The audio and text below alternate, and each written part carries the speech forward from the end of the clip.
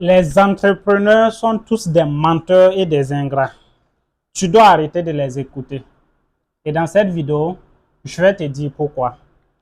Il fut un moment où je passais pratiquement tout mon temps à écouter l'histoire des entrepreneurs à succès dans le but de m'inspirer de leur parcours.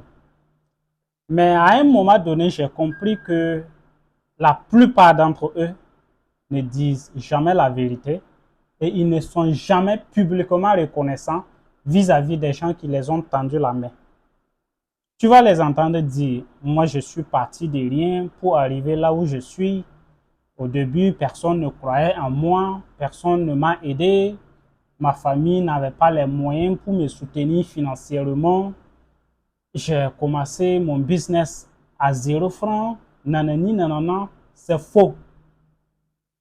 99% des entrepreneurs qui ont réussi ont bénéficié d'une façon ou d'une autre l'aide de quelqu'un.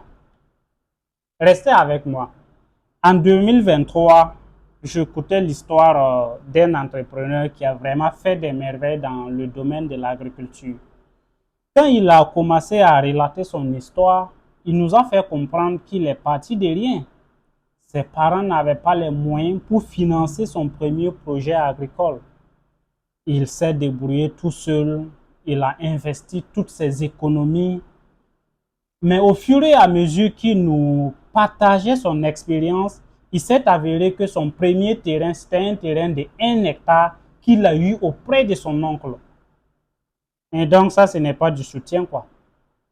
Terrain de 1 hectare qui vaut des millions, là, ça, ce n'est pas un soutien, selon lui, hein. C'est parce qu'il est humble. Sinon, il y a de ces entrepreneurs, ils vont dire que bon, moi, quand je commençais, je n'ai pas eu de terrain. Mon oncle a refusé de m'aider. Donc, qu'est-ce que j'ai fait? J'ai divisé ma chambre en deux. Parce que j'avais une vision.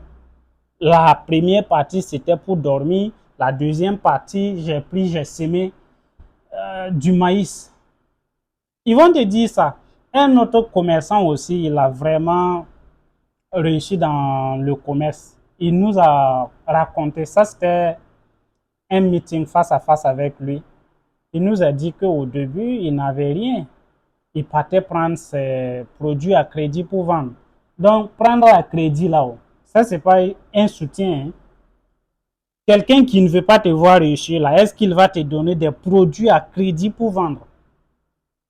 À un moment donné, il faut que nous arrêtons, nous en tant qu'entrepreneurs, de leurrer les jeunes, de leur vendre du rêve. Quand un jeune